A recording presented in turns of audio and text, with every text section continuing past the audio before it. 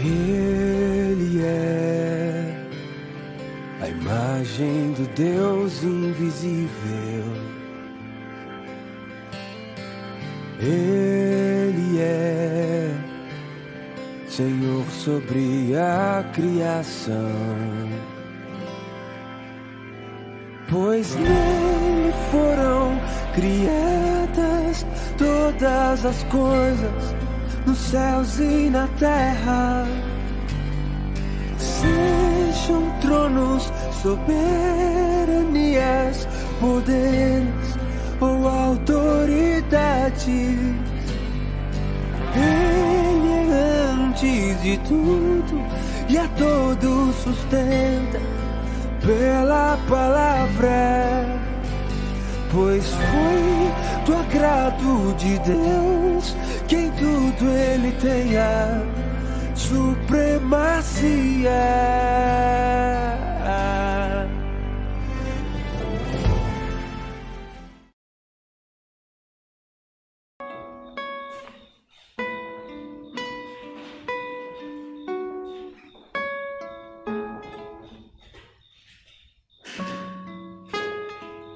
Graça e paz, irmão. Mais um estudo de louvor e adoração ao nosso Deus. Você que está aí assistindo, que o Senhor possa abençoar cada um de vocês.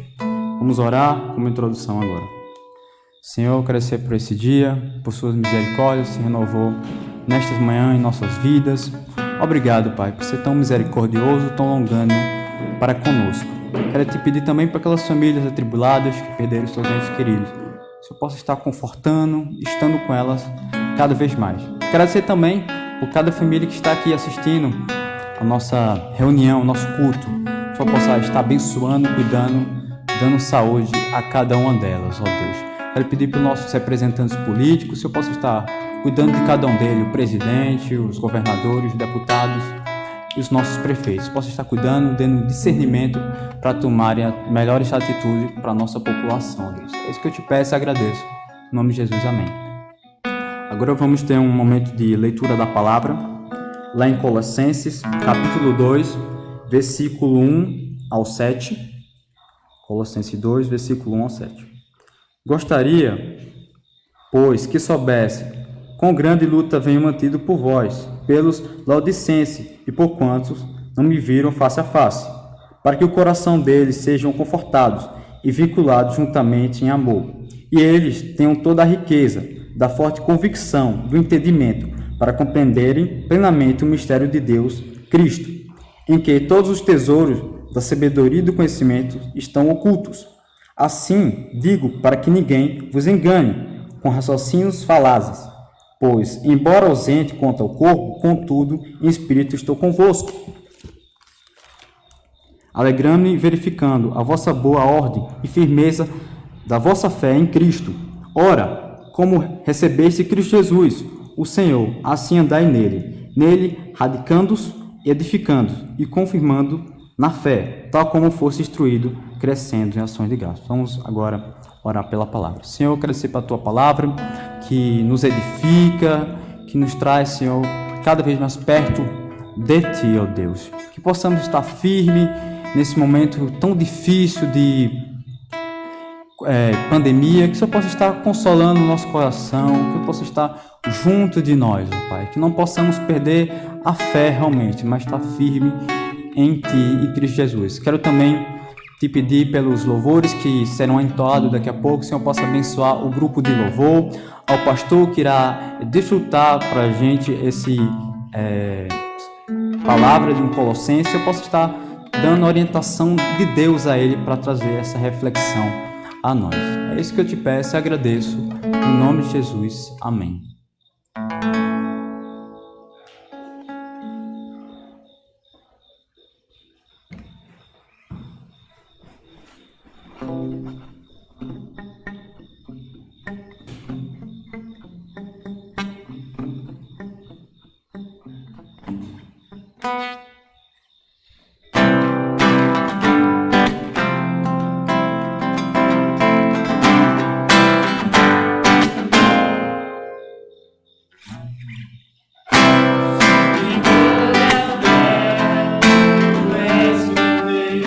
Sobre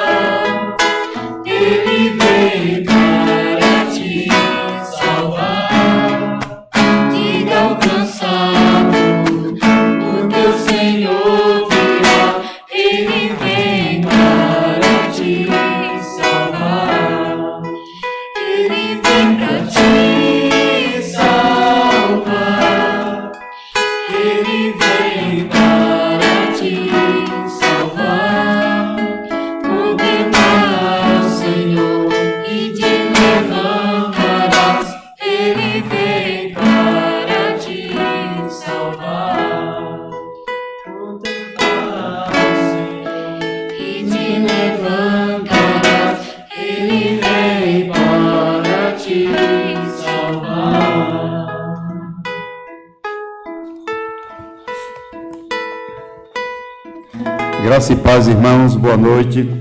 Deus abençoe. O desejo do nosso coração é que vocês estejam todos bem nesse momento difícil, nesse momento de distanciamento social, que a graça de Deus possa superabundar nas nossas vidas, que nós possamos continuar fortalecidos no Senhor e na força do seu poder. Nós vamos dar continuidade ao estudo da carta de Paulo aos Colossenses. Nós vimos essas últimas quintas-feiras o capítulo 1, né? O nosso irmão Diogo dividiu em duas partes, o capítulo 1, e também nós vamos fazer a mesma coisa com relação ao capítulo 2. Nós vamos dividir em dois momentos, nós vamos ver do 1 ao 15 e do 16 ao 23 para a semana. Então eu queria ler junto com os irmãos a partir do versículo 8, porque o Pedro já leu do 1 ao 7, do 8 ao 15, que será os versículos que estaremos dando uma olhada mais de perto. Então, o que o apóstolo Paulo quer nos ensinar, né, através desse capítulo 2 de Colossenses. E aí o texto diz assim, Colossenses 2, do 8 ao 15, o apóstolo Paulo vai se expressar assim à igreja de Colossos: cuidado que ninguém vos venha enredar com a sua filosofia e vãs sutilezas, conforme a tradição dos homens, conforme os rudimentos do mundo, e não segundo Cristo, porquanto nele habita corporalmente toda a plenitude da divindade. Também nele estáis aperfeiçoados, ele é o cabeça de todo principado e potestade. Nele também foste circuncidados, não por intermédio de mãos, mas no despojamento do corpo da carne, que é a circuncisão de Cristo, tendo sido sepultados juntamente com ele no batismo, no qual igualmente fostes ressuscitados mediante a fé no poder de Deus, que o ressuscitou dentre os mortos. E a vós outros que estavais mortos pelas vossas transgressões e pela circuncisão da vossa carne, vos deu vida juntamente com ele, perdoando todos os nossos delitos, tendo cancelado o escrito de dívida que era contra nós e que constava em ordenanças, o qual nos era prejudicial, removendo inteiramente, cravando-a na cruz, e despojando os principados e potestades, publicamente os expôs ao desprezo, triunfando deles na cruz.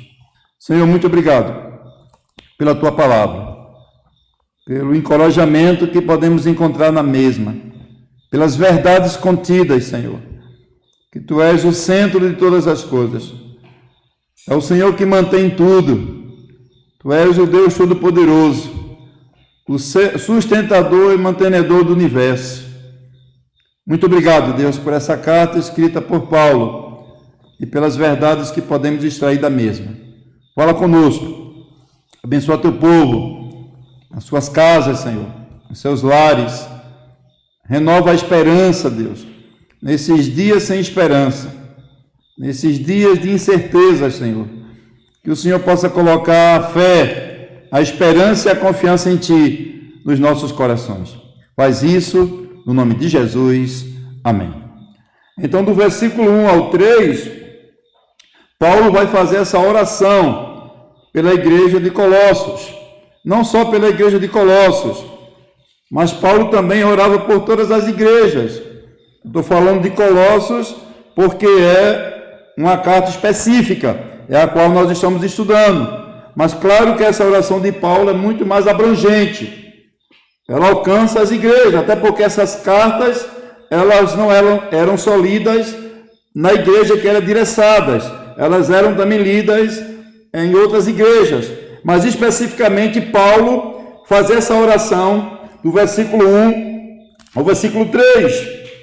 E nós vamos ver como Paulo agoniza em sua oração pelos crentes de Colossos, quanto Paulo luta por aqueles cristãos. Essa agonia de Paulo era uma agonia atlética, era uma agonia exaustiva, era uma agonia exigente, não era uma oração fria, indiferente, sem senso de paixão e de urgência. Russell Shedder, comentando essa oração de Paulo, ele diz assim: a semelhança do conflito de Jesus no Getsemane, o apóstolo se empenhou na batalha pela salvação das almas que Cristo comprara com seu sangue. Essa luta de joelhos na prisão de Roma vencia as forças satânicas que avançavam contra o mal, protegendo os cristãos da Ásia. Então, Russell Shedd faz esse comentário dessa oração intensa de Paulo pela igreja de Colossos. E essa oração de Paulo, ela tem alguns elementos.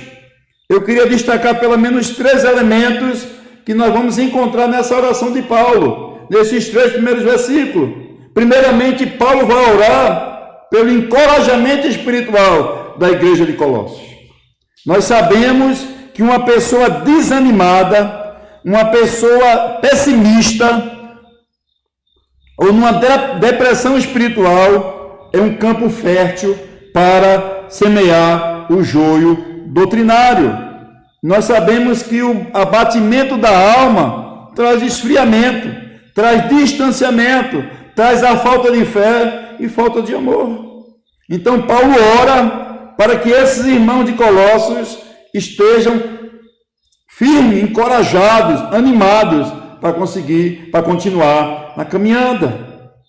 E Jesus bem falou isso lá em João 16:33, quando ele disse para seus discípulos que eles deveriam ter bom ânimo, ter um ânimo bom, porque nós sabemos que uma pessoa desanimada, principalmente espiritualmente falando, a tendência é ela desandar por outros caminhos.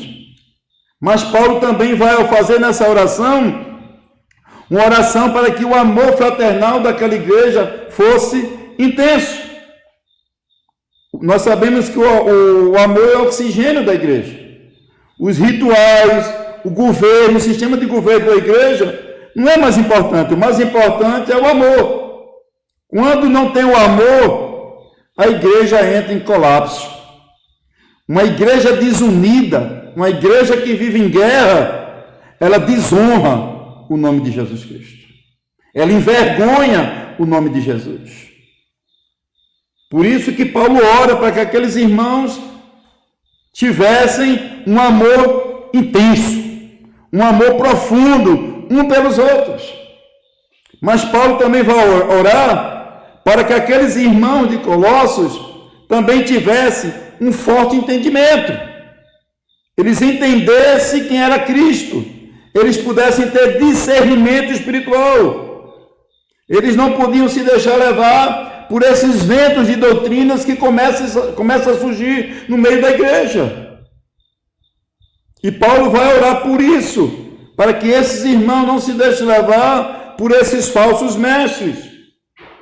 Paulo não entendia que depois desses irmãos conhecerem os tesouros dos rudimentos de Cristo, eles agora estavam querendo voltar para trás. Nós vimos a semana passada isso. Então Paulo ora para que eles tivessem ânimo, para que eles tivessem amor, mas também para que eles tivessem entendimento espiritual, discernimento espiritual. Talvez isso que esteja faltando hoje às nossas igrejas. Está faltando discernimento espiritual. Qualquer coisa que chega na igreja, fica. Qualquer coisa que chega na igreja, cria corpo. Porque está faltando à igreja de Cristo esse discernimento espiritual. E Paulo ora por isso, para que a igreja pudesse ter esse discernimento.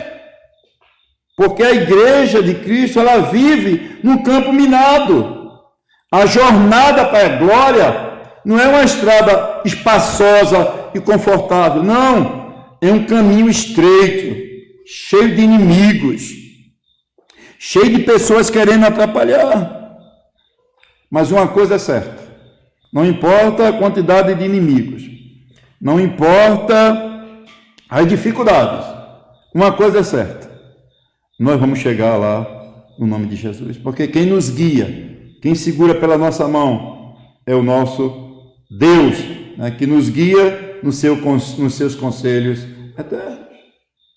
Então Paulo também vai dizer do versículo 5 ao versículo 7 dessa carta do segundo capítulo de Colossenses, quais são as marcas de uma igreja verdadeira, ou as qualidades de uma igreja verdadeira. Paulo vai dizer isso no versículo 5 ao versículo 7 dessa carta que nós estamos estudando. Ele diz assim: pois embora ausente quanto o corpo, contudo no espírito estou convosco, alegando e verificando a vossa boa ordem e firmeza na vossa fé em Cristo. Ora, como recebeste a Cristo Jesus o Senhor, assim andai nele radicados, edificados, confirmados na fé, tal como foste instruído, crescendo em ações de graça. Então Paulo vai dar pelo menos 5 marcas de uma igreja verdadeira, de uma igreja que segue a Cristo, que tem Cristo como Senhor, que não se deixa levar por sutilezas, por vãos ensinos. Então, primeiramente, Paulo vai dizer que uma igreja verdadeira é uma igreja que demonstra disciplina. Versículo 5 do capítulo 2. Paulo manifesta a sua alegria de ver a boa ordem e firmeza da fé daqueles irmãos. E a palavra firmeza descreve um exército que avança contra o inimigo sem recuar. Assim tem que ser a caminhada do crente. Avançar com disciplina e obediência como um soldado no campo de batalha. Sem recuar. Sempre indo em direção aonde o inimigo está. Então a igreja verdadeira é uma igreja que tem uma vida de disciplina. Mas Paulo também vai dizer que uma igreja verdadeira manifesta um firme compromisso com o Senhor Jesus Cristo. Está no versículo 6. Ora, como recebiste a Cristo Jesus, o Senhor também andai nele. Ser cristão e receber a Cristo como Senhor na vida começa pela submissão ao seu senhorio. A conversão desemboca na obediência. Jesus não é salvador daqueles que não se submetem ao seu senhorio. Ele só é salvador daqueles que se submetem a ele. Se você não se submete a Cristo, ele não é o seu salvador. É interessante que a palavra salvador na Bíblia, no Novo Testamento, ela só aparece 22 vezes. Enquanto a palavra Senhor aparece 650 vezes, nos dizendo que Jesus, sendo só salvador da sua vida, é cômodo, é bom, é legal. Mas Jesus não quer ser só o nosso salvador. Jesus quer ser o nosso Senhor. E aí, fazê-lo de Senhor vai fazer toda a diferença na vida daqueles que têm Ele como seu Salvador. Mas Paulo também vai dizer que uma igreja verdadeira se dispõe a seguir os passos de Jesus. Versículo 6. É andar como Ele andou. É não desistir dessa caminhada com Ele. Nós vamos ver na Bíblia algumas pessoas que não caminharam muito, porque o falso crente, ele não fica por muito tempo. Ele não aguenta por muito tempo. Ele corre, ele desiste. Nós vamos ver na Bíblia alguns exemplos. Demas, a Bíblia diz que ele amou o presente século e abandonou a fé. Nós também podemos pensar em Judas, que traiu Jesus. Mas nós também podemos pensar em Safira e Ananias, que mentiram ao Espírito Santo e foram mortos. Então a igreja verdadeira se dispõe a seguir o caminho de Cristo, os passos de Cristo. Mas Paulo também vai dizer que uma igreja verdadeira evidencia uma inabalável firmeza em Cristo. E Paulo vai usar algumas metáforas para mostrar essa questão de uma igreja inabalável. Está no versículo 7. Nele radicados, edificados, confirmados na fé, tal fostes instruído, crescendo em ações de graça. E Paulo vai usar 3 figuras aqui para nos mostrar essa firmeza inabalável de uma igreja verdadeira. Primeiramente, ele vai usar a figura do agricultor.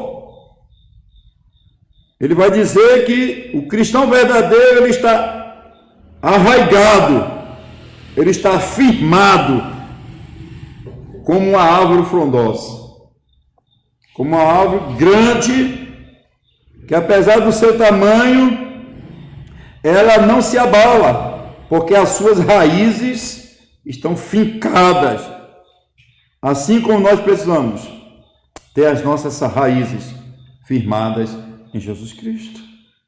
Mas Paulo também vai usar outra figura. Ele vai usar a figura da arquitetura. A expressão nele edificado revela que somos como edifício, cujo fundamento é Cristo. Somos como uma casa edificada sobre a rocha. Foi o que Jesus falou lá no Sermão da Montanha, em Mateus 7, 24 e 25. Aquele que tem a sua casa construída na rocha não se abala. Vêm os ventos, vêm as chuvas fortes, mas ele continua firme. Mas Paulo também vai usar a figura da pedagogia. Ele vai dizer que nós somos confirmados, instruídos. Sugere que a vida cristã é como uma escola. Estamos radicados e edificados em Cristo e somos confirmados e instruídos pela palavra dele. E por último, Paulo vai dizer que uma igreja verdadeira manifesta de forma efusiva gratidão a Cristo. Essa palavra efusiva que significa calorosa, fervorosa. Uma igreja verdadeira é uma igreja que é grata, que tem gratidão no coração. Não é uma igreja que fica murmurando, com queixumes, com lamentos. Muito pelo contrário. Uma igreja verdadeira é uma igreja que cresce sob a ótica de ações de graça. Ele vai dizer isso no versículo 7. Nele radicados, edificados e confirmados na fé da qual foste instruído, crescendo em ações de graça. Uma igreja verdadeira, um cristão verdadeiro, ele não vive por aí murmurando, reclamando, se queixando da vida. Muito pelo contrário, ele tem uma vida de ações de graças ao seu Senhor. Mas Paulo vai dizer no versículo 4 e 8 desse capítulo que essa igreja estava enfrentando alguns perigos. E Russell Shedd, comentando esses 2 versículos, 4 e 8, ele diz assim: Russell Shedd diz que os colossenses estavam sendo atraídos por uma salvação mística, intelectual e especulativa, e pela busca de contato benéficos com os poderes espirituais. Nós vimos isso na semana passada aqui, né? A questão de buscar os astros. Então Paulo vai falar desses dois perigos. Primeiro ele vai dizer que aquela igreja podia ser enganada por raciocínios fáceis. Ele vai dizer isso no versículo 2:4. Assim digo para que ninguém vos engane com raciocínios falazes. Então aquela igreja podia ser enganada pela artimanha, pela forma de persuadir que tinham aqueles falsos mestres. Então aquela igreja podia ser enganada e seduzida pelos argumentos daqueles falsos mestres. Mas essa igreja também corria o risco de tornar-se cativa das falsas filosofias, especialmente o gnosticismo. Nós vimos isso quando estudamos na introdução da carta aos Colossenses. O gnosticismo estava proliferando ali em Colossos. Então aquela cultura mística estava ali crescendo, aquelas heresias perniciosas. E Paulo vai dizer que isso é trágico, isso é terrível, porque esses irmãos agora podiam dar para trás das verdades que eles tinham conhecido. Paulo vai falar isso no capítulo 1, versículo 12 e 14. Aqueles irmãos haviam conhecido a verdade, tinham se liberto, agora estavam querendo se tornar escravos novamente de uma mentira. Então nós sabemos que o gnosticismo é uma falsa filosofia que, na verdade, eles não negavam Cristo. Não é que eles negavam a pessoa de Cristo, não. Mas eles colocavam Cristo numa posição menor. Eles não davam a Cristo a supremacia que Cristo tinha. Não é que eles diziam que Cristo não existiu, que a obra de Cristo não foi feita, não. Eles simplesmente colocavam Cristo em pé de igualdade com outras coisas. Eles não tinham Cristo como um único mediador entre Deus e os homens. Eles colocavam outros mediadores ao lado de Cristo. Nós vimos isso a semana passada, quando o nosso irmão Diogo falou. Então, os gnósticos, eles não negavam a pessoa de Jesus. Não. Mas eles colocavam Jesus no pé de igualdade com outros intercessores, com anjos, com os astros. E Paulo vai combater essa mentira.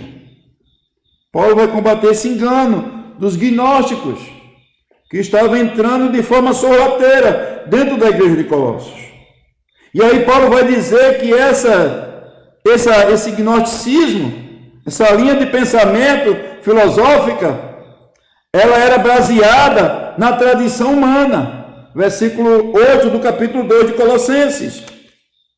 Paulo diz assim: cuidado que ninguém vos venha arrendar com as suas filosofias e vãs sutilezas, conforme a tradição dos homens, conforme o rudimento do mundo, e não segundo a Cristo. Então eram ensinos humanos, não eram os ensinos baseados, firmados na palavra de Deus. Não. Os ensinos dos gnósticos eram ensinos puramente humanos, terreno, que não estavam baseados na palavra de Deus. Mas Paulo também vai dizer que esses ensinos dos gnósticos eram baseados em rudimentos do mundo. E aqui rudimentos a gente vai pensar nos astros e nos planetas. Os gnósticos achavam que supostamente os homens eram governados por esses astros e por esses signos e por esses planetas. E aí esses astros tinham influência na vida dos homens, na vida das pessoas. E aí eles precisavam de algo que pudesse libertá-los. E nós sabemos que Cristo é suficiente. Cristo nos libertou. A palavra de Deus diz: se o Filho vos libertar, verdadeiramente sereis livres. Nós não precisamos voltar a rudimentos. Busca dessas coisas para uma libertação, porque só quem pode libertar o homem é Cristo. Até hoje, infelizmente, tem muitas pessoas enganadas com essas coisas. Tem pessoas que guiam suas vidas, só tomam as decisões depois de ouvirem a astrologia, o horóscopo. Era a mesma coisa daqueles dias. Era Cristo e esses rudimentos. Paulo vai dizer: não é. Cristo é suficiente. E por fim, Paulo vai dizer que, versículo 8 ainda, que os ensinos dos gnósticos não estavam baseados na palavra de Cristo. Essas filosofias estavam contra Cristo. O gnosticismo estava contra a verdade de Cristo. Estava disseminando essa ideia herética. Por isso que Paulo vai dizer que é raciocínio falazes, em vez da firmeza da palavra de Deus. Do versículo 9 ao 10, Paulo vai nos dizer, vai nos dar algumas armas de defesa contra esse tipo de ideia, contra esse tipo de pensamento, contra os gnósticos e outras doutrinas errôneas que estavam entrando na igreja de Colossos. Então Paulo vai nos dar algumas armas de defesa. 9 e 10 diz assim: porquanto nele habita corporalmente toda a plenitude da divindade, também nele está aperfeiçoado, ele é o cabeça de todo principado e potestade. Então Paulo vai dizer que a arma para a gente se defender contra essas heresias é saber quem é Cristo. Os gnósticos ensinavam que Cristo não era suficiente e que Cristo era entre os muitos mediadores que existia. Então esses gnósticos, esses falsos mestres, eles tinham uma visão pequena de quem era Cristo, uma visão pequena da obra de Cristo. Por isso que Paulo vai rebater esses ensinos, vai rebater esses falsos mestres, dizendo que Deus não precisa de coisa nenhuma fora de Cristo, porque Cristo triunfa sobre todas as coisas. Ele é o Senhor de tudo, Ele é o Criador de todas as coisas. Então, se a igreja de Colossos conhecesse quem realmente era Cristo, eles não iam se deixar levar por esses ensinos. Então Paulo vai dizer que a arma de defesa contra as heresias é você saber quem é Cristo. Então, se você souber quem é Cristo, você vai ter uma arma de defesa contra essas ideias, contra esses pensamentos, contra essas filosofias. Saber quem é Cristo. Eu acho que a grande questão é essa: saber quem é Cristo. Tem muita gente dentro das nossas igrejas que não sabe quem é Cristo. Sabe que ele veio ao mundo, que ele morreu, sabe que ele criou todas as coisas, mas às vezes não sabe quem é Cristo na sua profundidade. E Paulo está dizendo: se a igreja de Colossos soubesse quem era Cristo, eles não iam se deixar levar por essas mentiras dos mestres gnósticos. Porque Cristo não é mais um intercessor. Cristo não é mais entre tantos que existem aí no universo, não. Cristo é o Senhor da história. É o dono de todas as coisas. A Bíblia diz que todas as coisas foram feitas por causa dele, porque sem ele nada do que foi feito teria sido feito. Mas Paulo vai também dizer que outra arma contra os gnósticos, ou contra essas heresias que estavam surgindo no meio da igreja, era saber o lugar que Cristo ocupava, versículo 10. Também nele estáis aperfeiçoados, ele é o cabeça de todo principado e potestade. Cristo não é entre tantos mediadores que os homens produzem, como se ele fosse uma criatura da divindade. Não! Ele é o próprio Filho de Deus, ele é o próprio Deus. Ele criou todas as hostes angelicais, ele criou todas as coisas. Então, Cristo ocupa o lugar primeiro em todas as coisas. Foi ele mesmo quem disse: toda autoridade me foi dada no céu e na terra. As pessoas precisavam entender o lugar que Cristo ocupa. Cristo não é mais um. Cristo é único. Não tem outro, nem próximo dele. Então, uma das armas de defesa que a igreja de Colossos precisava ter, além de saber quem era Cristo, era saber o lugar que Cristo ocupa.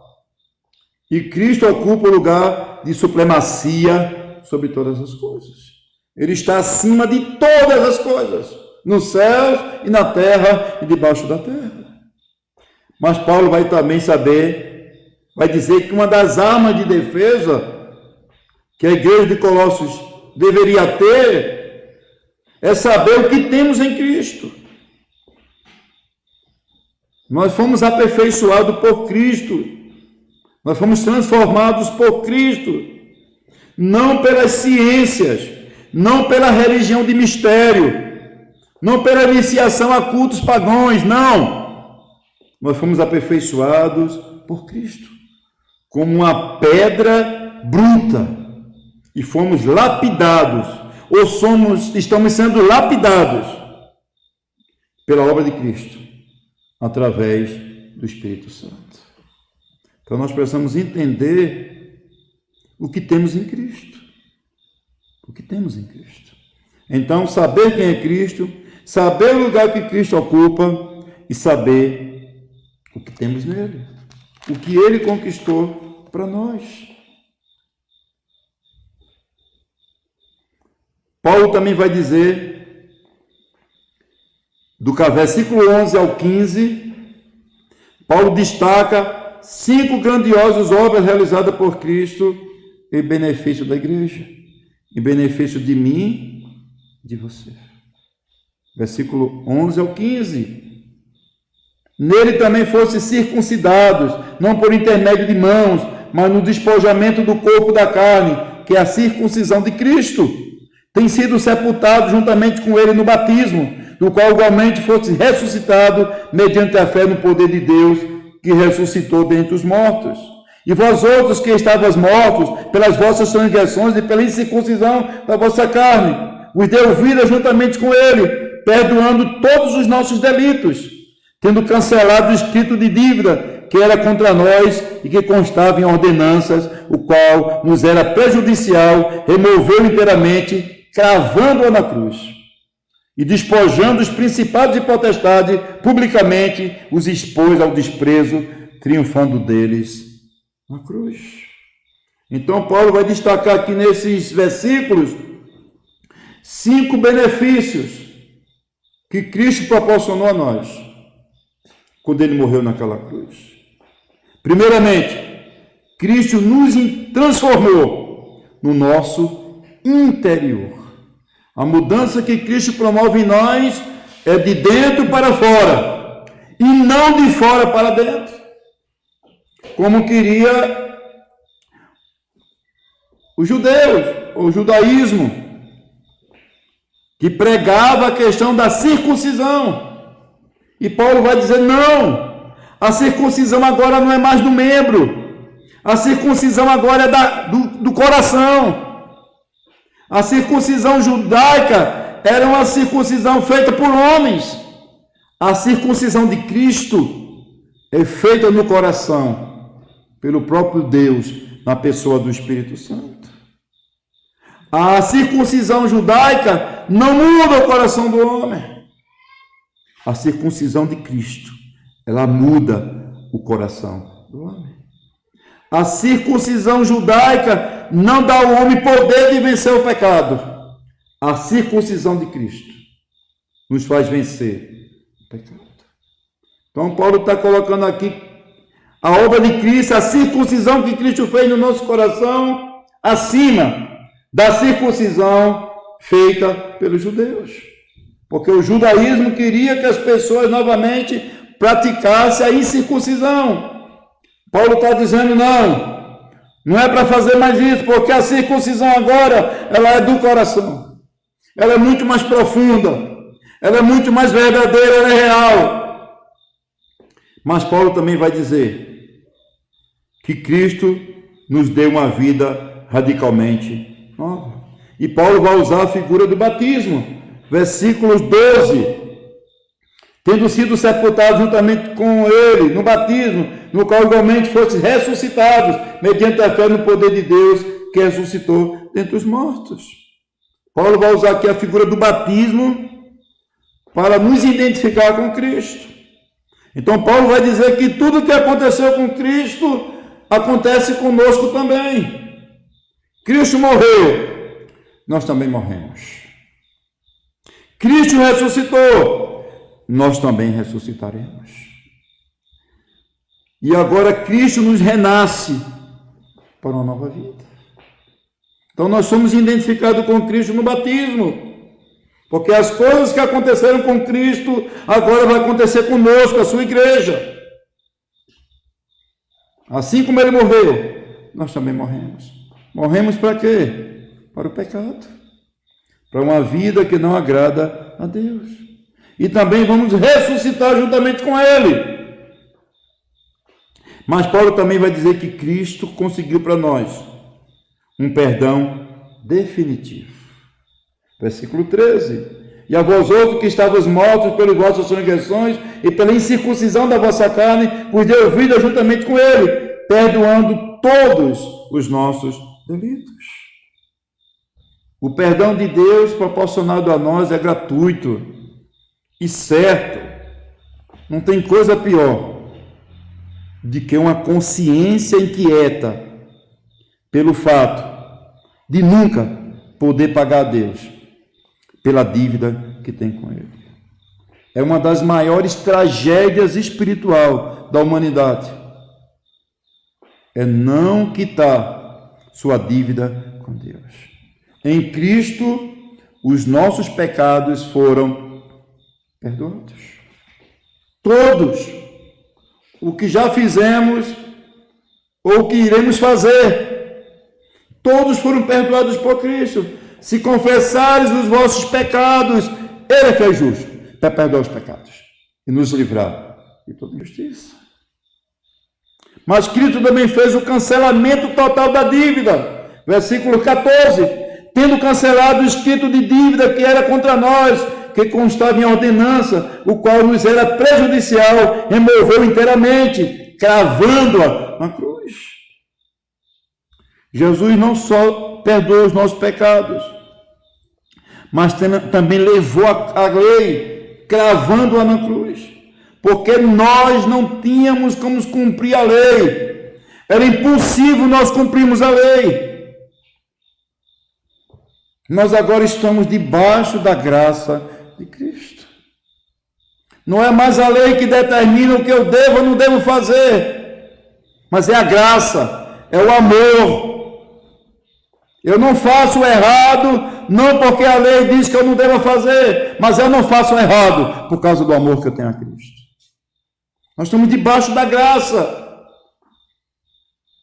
Não é porque alguém diz, impõe, que eu não faço. Eu não faço porque Cristo cancelou todo escrito de dívida que estava sobre mim. A lei não tinha como nós cumprirmos. No Velho Testamento eles não cumpriam. Nós não fazemos o errado, gente. Não é porque simplesmente a lei diz. Nós não fazemos o errado por causa do amor de Cristo. Por causa da graça de Cristo que opera em nós. Se fôssemos para viver pela lei, nós estávamos todos perdidos. Não tinha como nenhum ser humano cumprir a lei. Por isso que Cristo cravou a lei quando ele morreu naquela cruz. Não é mais a lei que nos domina. Quem nos domina agora é a graça de Cristo. Mas Paulo também vai dizer que Cristo triunfou na cruz sobre os principados e potestades, versículo 15. E desposando os principados e potestades, publicamente o expôs ao desprezo, triunfando deles na cruz. Cristo não só lidou com os nossos pecados, com a lei, mas também com Satanás. Cristo despojou os principados e as potestades e triunfou sobre eles na cruz. Aqui Paulo fica uma bandeira no território desses falsos mestres e mostra ao mundo inteiro a suficiência total da obra de Cristo. O crente não precisa mais ter medo desses agentes malignos. O diabo não faz mais medo para nós. O diabo não faz mais mal para nós, porque Cristo triunfou sobre eles na cruz. O diabo não tem mais poder sobre as nossas vidas. Nós não precisamos ter medo do diabo, porque agora ele foi destruído, derrotado, quando Cristo morreu naquela cruz. E eu queria só falar 3 palavras conclusivas sobre esse capítulo. Primeiro, precisamos continuar orando um pelos outros. Assim como Paulo intercedeu pela igreja de Colossos, pedindo para que Deus fortalecesse, para que Deus firmasse, para que Deus desse ânimo, mais do que nunca. Nós, crentes, precisamos orar um pelos outros, para Deus nos fortalecer, para Deus nos ajudar, para Deus erguer a nossa fé, a nossa esperança. Esses dias que estão aí postos são terríveis, são dias de desesperança. Tem muita gente aí desesperados. E nós, como igreja, não podemos abrir mão da oração. Era a arma poderosa que Paulo tinha nas mãos para que a igreja vencesse as artimanhas de Satanás. Era a oração. A oração neutraliza. Jesus disse assim certa vez: ninguém entra na casa do valente sem primeiro amarrá-lo. E só tem um jeito de amarrar o diabo: é a oração. A oração neutraliza, paralisa toda ação diabólica. Segundo, uma igreja verdadeira promove a glória de Deus. Uma igreja verdadeira, ela não se promove. Uma igreja verdadeira não é o centro das atenções. Uma igreja verdadeira, Cristo é o centro. Ele é o Senhor. Nós temos visto tantos segmentos tidos como evangélicos, onde Cristo não é mais o Senhor. A parte principal é a denominação, é a igreja. Uma igreja verdadeira promove a glória de Deus. Por fim, precisamos saber quem é Cristo. Cristo é Senhor e Salvador. A igreja de Cristo precisa conhecer quem é Cristo. Não de uma forma intelectual, não um conhecimento intelectual, não, mas numa experiência, de uma forma experimental, conhecer quem é Cristo.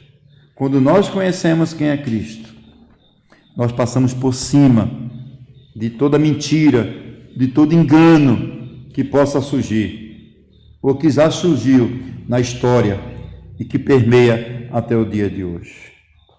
Tem muitas mentiras por aí, muitos enganos, muitas pessoas usando o nome de Cristo, mas que não tem nada a ver com Cristo. Então a igreja de Cristo precisa conhecer Cristo. Se nós conhecemos quem é Cristo, nós não vamos nos deixar levar por essas mentiras, por esses enganos, por essas doutrinas errôneas que estão por aí. Então que Deus nos ajude, que Deus nos fortaleça, que a oração de Paulo, feita tantos anos atrás, possa surtir efeito nos nossos dias. que nós continuemos arraigados, firmes, alicerçados em Cristo.